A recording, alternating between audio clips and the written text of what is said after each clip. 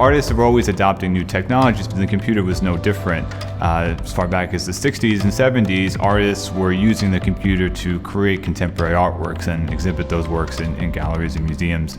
And so I think that artists will continue to do that, and it's definitely a different approach, and it's not always as regarded as perhaps highly as maybe painting or traditional sculpture is, but I think that that's changing, and I think that it's such a powerful technology, such a powerful medium to tell stories and to say something, that it's important for people to start taking it more seriously, and I think they are.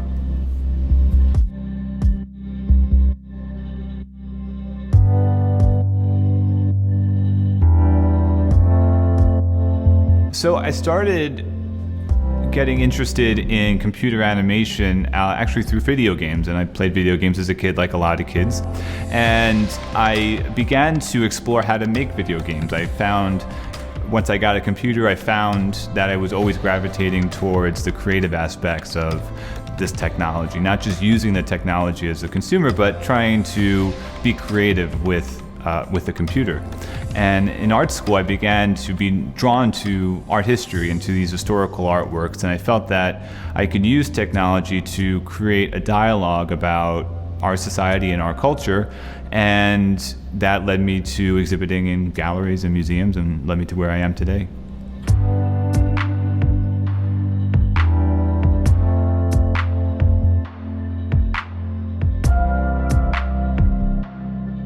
The works I create are very surreal and dreamlike, but yet they're composed of imagery that's very familiar to us, things like corporate logos or consumer electronics or familiar retail spaces. So the works are sort of like a dream where things from your everyday life become symbols for perhaps some deep-seated anxieties or fears that you have. And so I like to think of my works as operating in the same way. They're like this collective dream that evokes a lot of the fears and anxieties we have about the future and about technology, about the climate, and about a lot of other issues that are facing our culture and society today.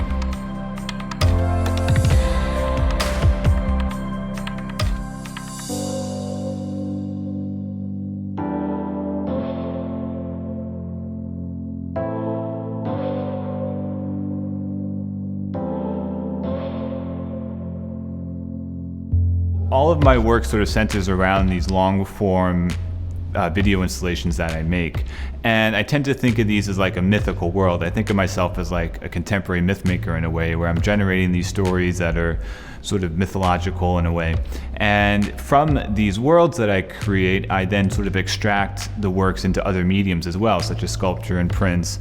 So even though it's a multidisciplinary body of work, they all revolve around this sort of myth I create in the animations.